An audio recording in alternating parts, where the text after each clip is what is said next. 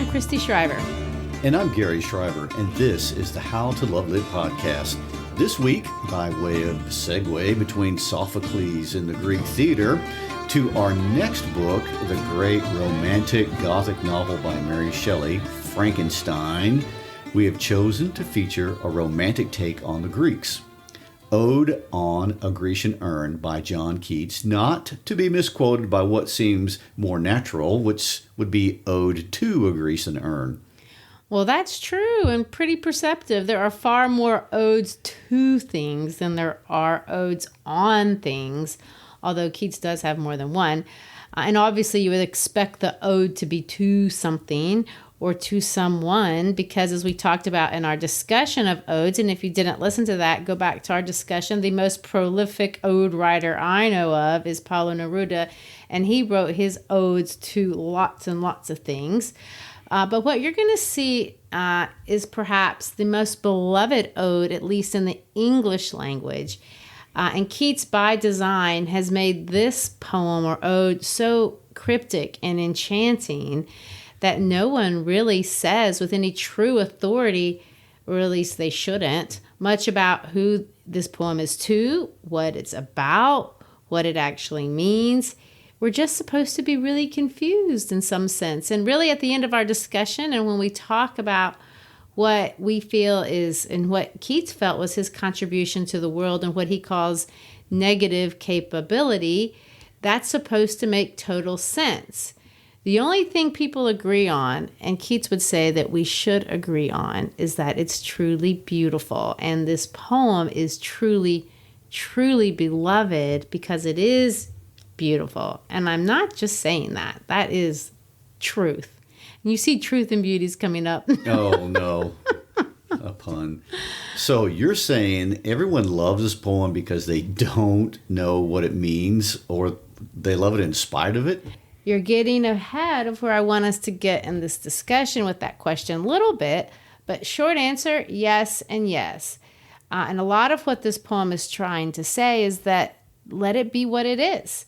That will allow you to feel good about your place in the world in some sense. But first, before we delve into a little bit of that ambiguity, let's go over a little bit about what it means to be a romantic writer, and especially for the British and their context, because they really do kind of own this genre in my mind. Everyone loves the British romantics. And of course, we're not talking about romance like, I don't know, Meg Ryan or Audrey Hepburn or British equivalents of those women, but although we love them too. But romantic writers are those who come at a very specific time, and they had a certain way of thinking about the world that lasted. It kind of started about 5 years at the end of the 18th century and kind of takes us into the beginning of the 1800s. So Keats was born in 1795, and he's going to die in 1821. A very short life, sad life. And a lot of what he embodies in his writing and his thinking is what Romanticism is all about. Well, historically, the world is really changing when he's born and his short time on Earth. There was the French Revolution and the French principles of liberty and equality and fraternity, and they were extremely influential on the continent of Europe, but not just there. Those ideas impacted all the Western world, all the way into the Americas, not just North America, but just focusing on England, we can see patterns that will eventually extend worldwide. First of all, the English extended voting rights to middle-class males and abolished slavery by 1832, fortunately, without a war. Those are two big social and political changes that represent obviously big results of a change in thinking. People like Jean-Jacques Rousseau led people to think about themselves and each other differently with ideas that seem obvious today, like man is born free and everywhere he is in chains. People begin to allow themselves to really think more emotionally instead of this sort of scientific mindset of the Enlightenment. Thoughts like allowing love and quality of life to matter for everyone led to all kinds of considerations and new thoughts, like people should be able to work in safety. And that resulted in the first law governing factory safety, if you can believe there's a connection. Well, of course I can believe it. And the Romantic poets embody every bit of that and more. And, us English types, and I don't mean like the language from Britain, but people who study English, we like to think that people like poets and dreamers and writers are always on the front end of making the way people think about the world be a little bit different than it was before. And maybe that's why we love Romantic writers. They wanted to write about the common men. And many of them, like John Keats, were common men. And you think of the writers before them as being very fancy lords, sitting in castles, writing. But these guys weren't like that. They were writing about common experiences. And here's a kind of funny thing. They were called, well, John Keats was part of this group that they call the Cockney School, which was kind of like an ethnic slur. It was a bad thing to be called. If you're from the Cockney School, people were trying to offend you and say that you're kind of lowbrow and that sort of thing. So the idea being the Romantics didn't mind that kind of thing. They were interested in the natural world. They were interested in the inner world. They were definitely interested in questioning the authorities of the day, and they were definitely challenging the traditions of the day. You could think of them as like the hippies of their generation, and they were really, truly challenging a lot of social norms that we would find inappropriate in some sense even today. People like Mary Shelley especially, they're experimenting with ideas of free love, drugs, and dangerous lifestyles, behaviors, and sometimes they were dying young, not just of disease, but like all kinds of stuff. Well, you say hippie, but I say rock star culture. But interestingly, there's the cyclical nature of humanity and the tensions between chaos and order that are the essence of being alive on planet Earth are often reflected in the arts. Yes, I think that kind of dichotomy is a wonderful way to look at Romantic poets, actually, specifically John Keats. Poor Keats was sadly hypersensitive to all the tensions of life, and he was able to express them really beautifully. His life was so tragic. First of all, well, this isn't tragic, but his dad is not an aristocratic earl or one of those kind of people, but instead he's a guy who takes care of horses at an inn. He's a true working man. So he is raised in this humble setting, and sadly, his dad is going to die from an accident at the age of 9. His mom is going to remarry a guy who's not that awesome, and then she dies of tuberculosis when he's 14 years old. So now he, together with his 4 siblings, are all orphans. They're raised in some way by this stepdad, but mostly by his grandmother. And then she dies 4 years after that. And then that same year, his baby sister dies. And then just a little bit later, 2 years after that, his brother is going to die of tuberculosis. And all of this, he has to drop out of school, which is not surprising under these same kind of circumstances. They have no money. He's apprenticed out to become a doctor. I don't think that job was very prestigious back then. The way that he talks about it, it's like a downgrade from regular school. Yes, it doesn't carry the respect that it may today. And it was a dangerous job if you consider what we know today about germs. They weren't even aware of germ theory back then. And it clearly wasn't his calling for what we know of his weak health. He got into writing and got published really early and decided to go for the big breakout writing career before he even got his medical license. He clearly didn't like life in the city. He found it a lonely, jumbled heap of murky buildings, to use his words. And the only other medical practicing I could find that he did was the nursing of his brother, the one you mentioned that died of tuberculosis. Truly, and this is my humble opinion, and I have to be careful of voicing opinion about somebody so well loved and studied as John Keats. There are lots of people that just really know a lot about this guy, but my impression is that John Keats walked this shadowy line almost his whole life between life and death. And it was this perspective that gave him a really passion for life and a perspective that we can find appealing to this day. He stared at death all the time, and he allowed it to break his heart and gave him a lot of questions. But he doesn't have this dark hopelessness like we see in Edgar Allan Poe or something like that. He's not despairing like we're going to see later on with the nihilists that are going to come after him. He looks at mortality and loss and beauty and love, and he's going to write about these things. He's sad in some sense. He has this poem called When I Have Fears That I May Cease to Be. But you can even tell from that title that there's a sweetness to his work, maybe even an innocence, and this idea that I'm never going to get to finish living, but I want to live every moment that I have. He's not naive about the problems or troubles of the world, but he is able to kind of accept them. Yes, and his life truly was cut short. He got sick on a hiking trip to Scotland in the summer of 1818 and really never seemed to recover, although he did still continue to take care of his brother all the way until he died. And never mind that he fell in love with Fanny Brawne, but they couldn't get married because he has no money and was very sick. So by the age of 24, I think even he really understood, I'm getting ready to die. He moves to Rome because he's a doctor and he's coughing up blood. They think that, maybe the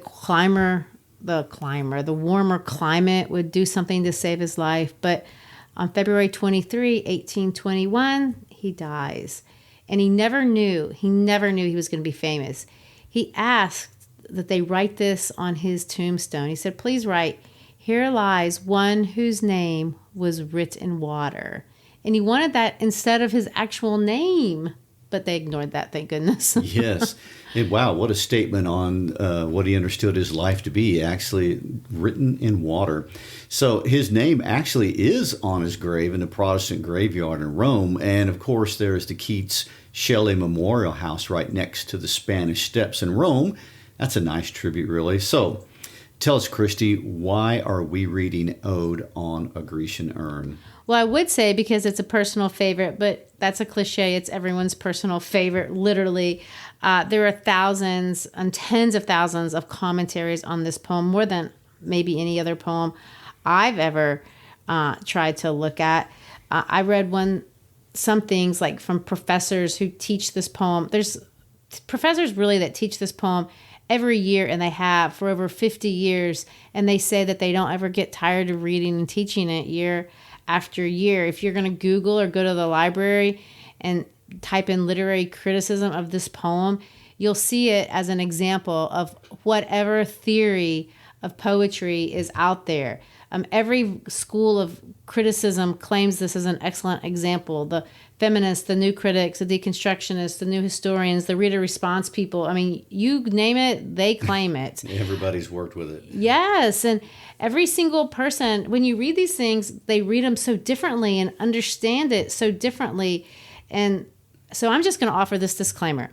We're going to read about it and we're going to think about, well, we're not going to read about it. We're going to read it and think about it as best as we can. And I hope that you'll be able to listen to the poem and understand it the way you want to understand it. Please think of it this way. At least this is how I think about it. Good poetry does a few things. The first thing it does is it gives you an idea you hadn't had before. You're supposed to think, I never thought of that. And it's supposed to be beautiful. Like you say it in a way, ooh, that sounds pretty to my ear.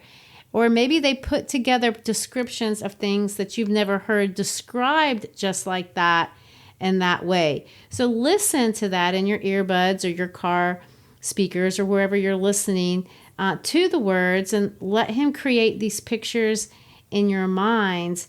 And maybe your ideas will be different. I'm sure they will, because the genius of this man and the way he writes is you're able to have this perfect balance in your head of things that you can understand and things that you can't. It's like he puts this cloak of invisibility around himself and walks you around all these little words, and you get to decide what you see. So, have I built it up enough?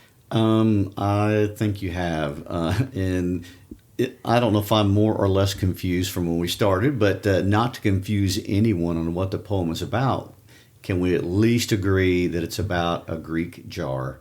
No, we cannot agree on that. Okay. Then I have no idea. No. Well, and this is a tangent, but it's a little cool. So it's called Ode on a Grecian Urn, but there may not have actually been an urn. There may have been an urn. There's no evidence that he ever saw an urn. But during Keats's lifetime, the Elgin marble showed up in London. We know this for a fact. And we also know for a fact that Keats went to see it. Pretty cool. So although some people think there was a jar. He's talking about a jar. There was an urn. There may not have been an urn. It could have been a made-up urn in his imagination. But there are people that think that he saw this Greek piece of art that had just come over from Greece, and this was kind of the inspiration for what he wrote about. So for those of us who don't know about this 200-year-old scandal, tell us about the Elgin marble scandal. Right.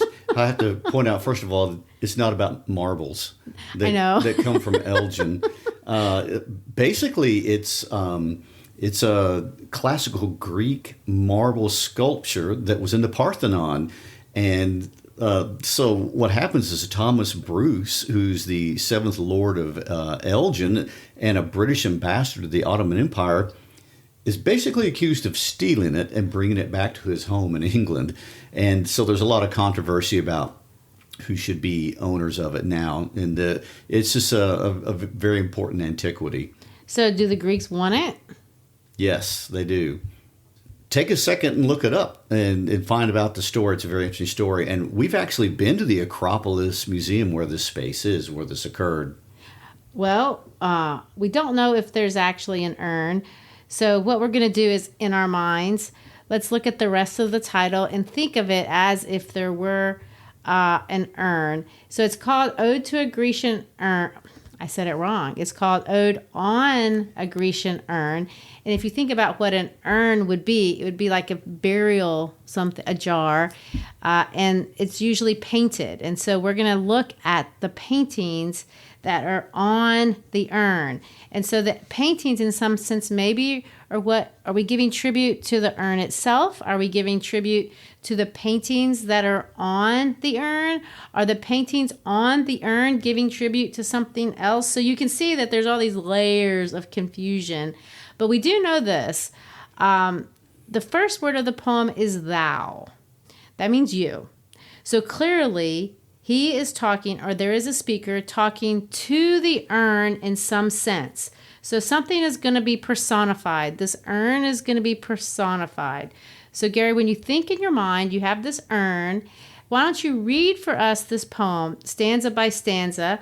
We'll read a stanza and then we'll chat about it. I know that's not the best way. Really, ideally, you'd read the whole thing and then go back and read it and chat about it. But we want to save some time. Because it's kind of long and we don't want to be talking about this for forever. But we'll read a stanza and then we'll see what picture is on the urn and what he wants to say with that picture. Then we'll turn the urn a little bit to the side in our minds, of course, and then look at the next picture, and then we'll go all the way around the urn just like that till we get to the end. Will that work? That'll work. That's a lot of imagery to hold in my mind here, but I will do the best I can. All right, you ready? Yep, let's read it. Thou still unravished bride of quietness, thou foster child of silence and slow time, sylvan historian who canst thus express a flowery tale more sweetly than our rhyme, what leaf-ringed legend haunts about thy shape of deities and mortals, or of both, in Tempe or the dales of Arcady? What men or gods are these? What maidens lost? What mad pursuit? What struggle to escape? What pipes and timbrels, what wild ecstasy. Good, thanks. First thing to notice, and let's just do this the easy way. When you want to crack open something, you always want to start the easier and then go harder. And a lot of those words, I think, may have been hard to grasp in your mind. So we're going to take them apart little by little. But notice first the rhyme scheme. Now, the rhyme scheme means that last line, the last word of each line is going to rhyme with another word. So the rhyme scheme here is A, B, A, B. In other words, the first and the third line and the second and the fourth line rhyme. And then we're going to go to C, D, E, C, D, E. And this is going to be the way the whole poem goes, with one exception. All the way through, he's going to follow this simple structure, A, B, C, D, E, C, D, E. Now, that doesn't mean much to anybody today, but what we can see that he's borrowing from the sonnet writers. Now, a sonnet is a 14-line love poem, more or less, is basically how you can think of it. And the two guys that wrote sonnets were Shakespeare, and he always wrote everything A, B, C, D, C, D, E, F, E, F. He went all the way down like that. And this guy named Petrarch, he also wrote sonnets. And he wrote the one where you divide it in two sections, and C, D, E, C, D, E comes from him. Now, Petrarch's poems, let me just say, were always about unrequited love. Poor guy. He never got the girl. But that's beside the point. The idea is that to some sense, this is about love. Love of what? Love in its essence. So he's kind of suggesting that just with the form. It's in iambic pentameter. Ba-dum, ba-dum, ba-dum. The human heart. So so the form itself is going to suggest, in the subtle way, the ways that forms always do, that there's something lovely or loving about what we're supposed to see. So then we see, thou still unravished bride of quietness, foster child. And then he's going to say, sylvan historian. So this is what we call an apostrophe. An apostrophe is a Greek device. It's not a punctuation mark. That's a different apostrophe. But an apostrophe is when you talk to someone or something that isn't there and can't talk back to you. So if my phone keeps ringing and I can't find it, and I yell, phone, where are you? That's an apostrophe, because you are talking to something that can't respond. If you talk to a child who's not in the room, that's an apostrophe.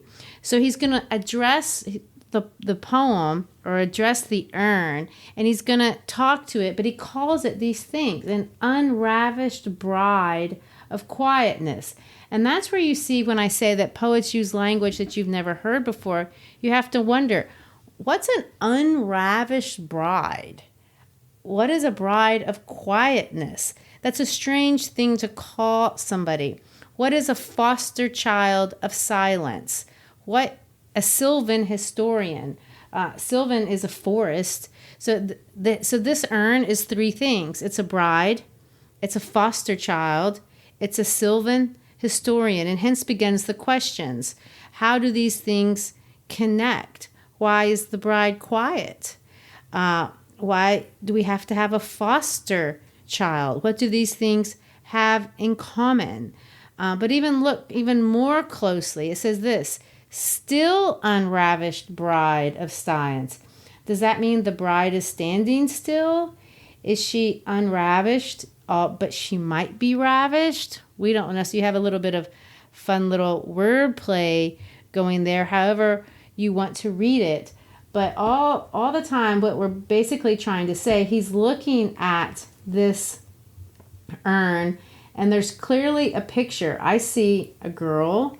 Of course, you see forest. It's a flowery tale.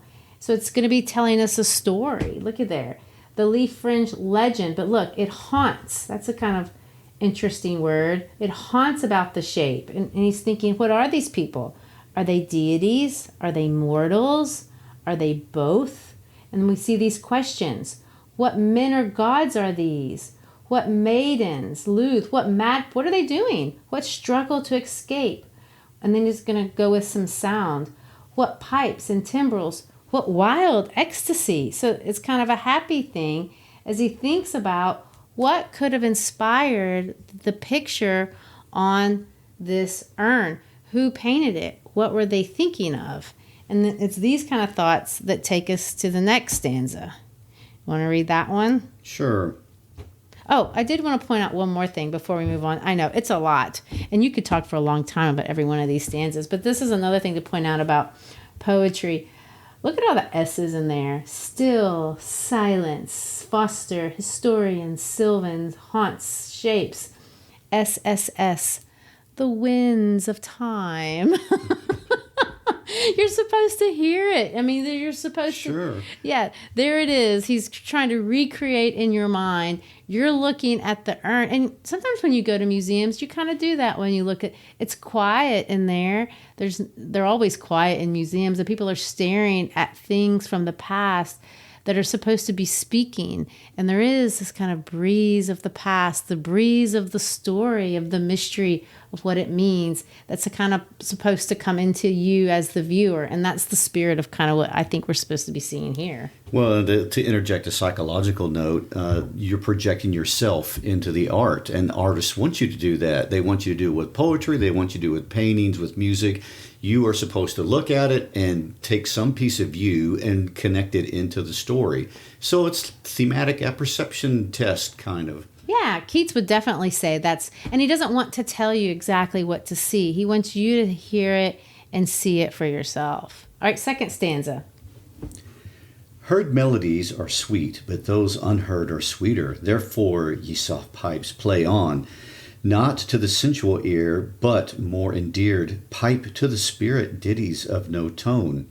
Fair youth, beneath the trees thou canst not leave thy song, nor ever can those trees be bare. Bold lover, never, never canst thou kiss, thou winning near the goal, yet do not grieve. She cannot fade, though thou hast not thy bliss, forever wilt thou love, and she be fair. You know, interestingly enough, this is the stanza that I remember the most from when I first heard this poem back in college. And I'll tell you why. That, first of all, that line, heard melodies are sweet, but those unheard are sweeter. That is a paradox. And that means it doesn't seem like on first pass that could make any sense.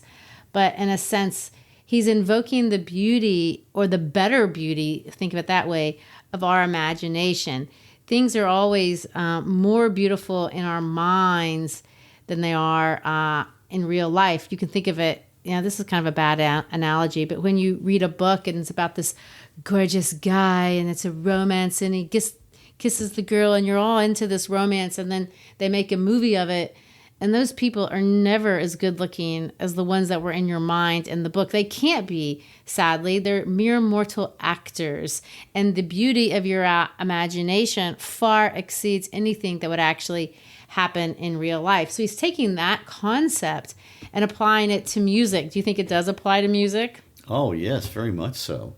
So the heard melodies are sweet, but the ones that you hear in your head are unsweeter. So in your mind, you're playing the most beautiful music in the world, more beautiful than if I was playing something for you, so to speak. And so in that sense, he can say, play on, pipe, soft pipe, play on, not to the sensual ear, but more endeared, pipe to the spirit ditties of no tone. So the idea of the no tone is prettier than the tone.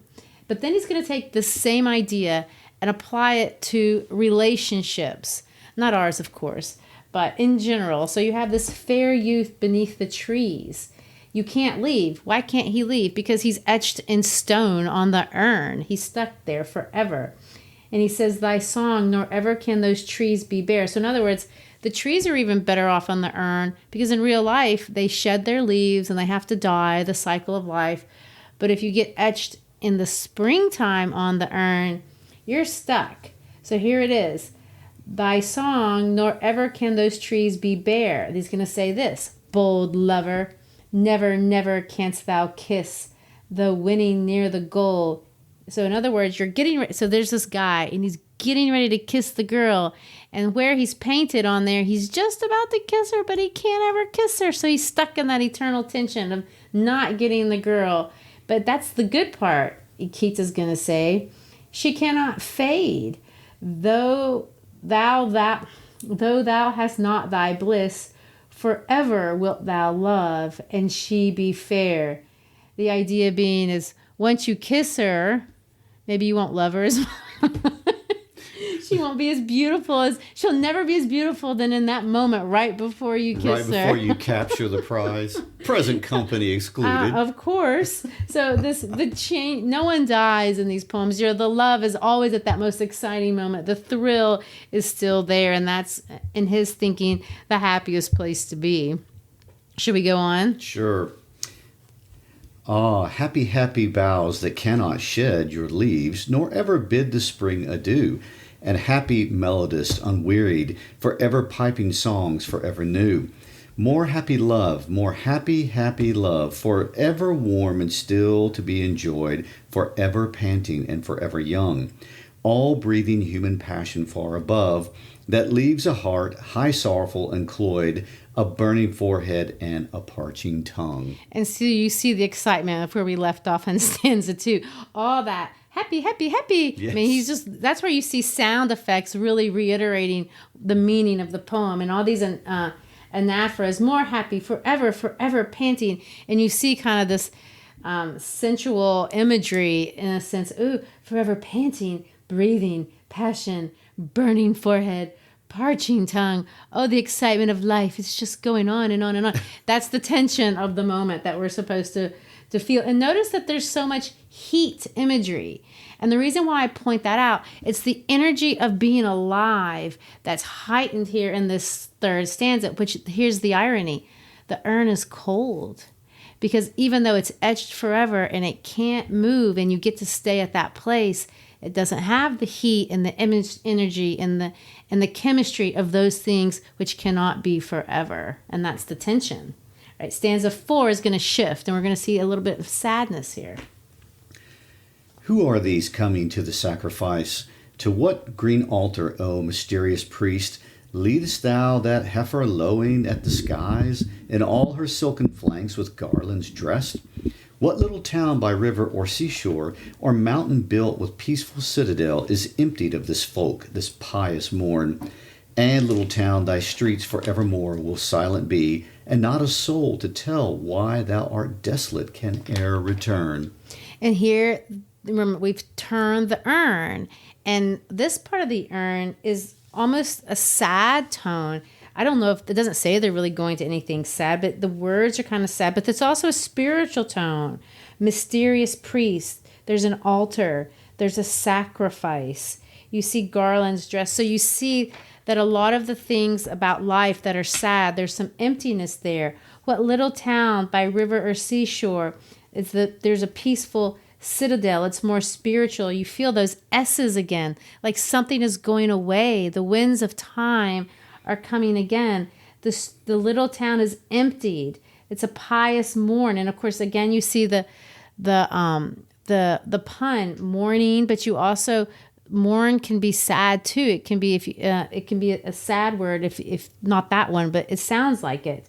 So will silent be, not a soul to tell why thou art desolate can e'er return. Again, there's life there. There's sad there, but there is an essence of humanity that he's trying to get you to look at. This is the life that I see on the urn.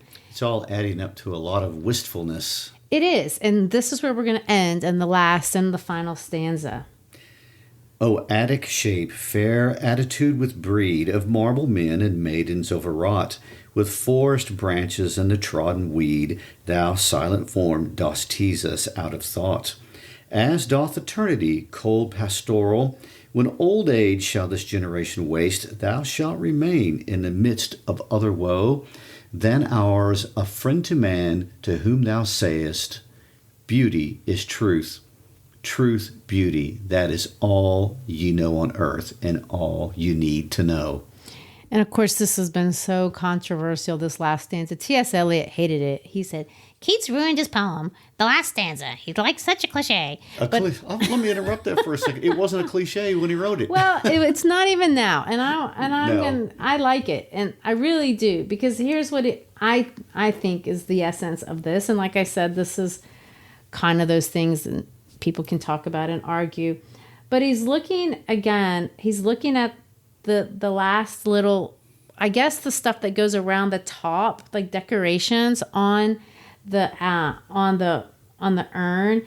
He's looking at the attic shape. That's like the Athenian classical way that they decorated these things. And you see the marble men and the maidens overwrought. Now, these images are cold. They're not warm. We're not heating. There's no passion here. He actually says a cold pastoral. In other words, it's a cold, that's almost an ironic thing to say, an oxymoron. Pastorals are usually warm, but this one's cold because the generations have wasted away. The people are gone. The urn is there. Thou shalt remain in midst of other woe than ours. And he says, a friend to man. So the urn is a friend to man. We can look at it and we can see life. And what can we see? And he puts this last line in quotes, and nobody knows why. And there's like all these versions of why is the last couple of lines in quotation marks? Is that an epigram that he wants to say is on the urn? Is that the urn talking back to us? What is the purpose of the quotation marks? But I don't know that it matters. Because here's the idea, and it's one of your chiasmuses. It says this: beauty is truth. Truth, beauty. That is all you know on earth and all ye need to know. So what can you know about this world? Well, you can see the beauty in it, and maybe that's enough. And we see that is really kind of his life's philosophy. He wrote a bunch of letters at the end of his life, and he was trying to describe this concept. And I want to go back to this of negative capability, because he really believed this was his contribution as a poet. He says there's uncertainties, there's mysteries in life, there's doubts. And when you can face them without any irritable reaching after fact and reason, then you can find some sort of peace, some sort of joy, some sort of appreciation for the beauty of the world. And that's what he's trying to do, he says, in his poetry. What he says is poetry should be great, and it should allow us to enter our soul. It shouldn't startle or amaze us. It should strengthen our intellect, help us make us minds up really about nothing, and let us just kind of have thoughts about what really is in the world. And that's really kind of the whole essence of this poem, and kind of why people like it. Look at it. Think about it. Don't feel like you have to judge it. I don't know. What do you think? I think you need to get comfortable with living in some negative capability, living with the tension of the moment, which is a great lesson to take away from this poem. Yeah, I think it's what people like about it. You know, my guy Matthew Arnold, he was a literary critic himself, and he wrote about Keats. And I want to end with what he said about him, because he said that the yearning passion for the beautiful, which was with Keats, as he himself truly says, the master passion is not a passion of the sensuous or sentimental man. It's not a passion of the poet. That Keats had an intellectual or spiritual passion. In his last days, Keats wrote, I have loved the principle of beauty in all things. And if I had had time, I would have had made myself remembered. How interesting that he said that about himself. Because what Matthew Arnold says is he has made himself remembered, and remembered as not merely a sensual poet. For to see things in their beauty is to see things in their truth, and Keats knew it. And this beauty goes not only truth, but joy goes along with her, and Keats saw and said that too. It is no small thing to have so loved the principle of beauty as to perceive the necessary relation of beauty with truth, and both with joy.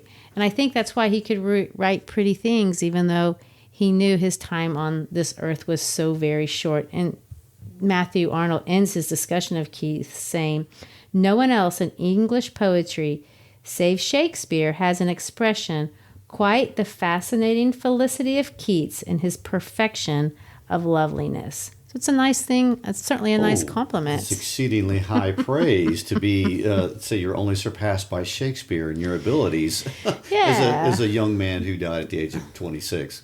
So, does that wrap it up for us today? I think it is. I know we flew through that. There was a lot there, and it's worth probably reading again and thinking about again. Well, people have been thinking about it for... Oh, and they will continue so forever. Give it a go. Okay. Well, thanks for being with us on our journey into John Keats and to looking at Ode on a Grecian Urn, not Ode to a Grecian Urn. Thanks for being with us. Tell your friends about us. Bring them along for the ride. You can follow us on Facebook, on Instagram. You can go to our howtolovelitpodcast.com page. Peace out.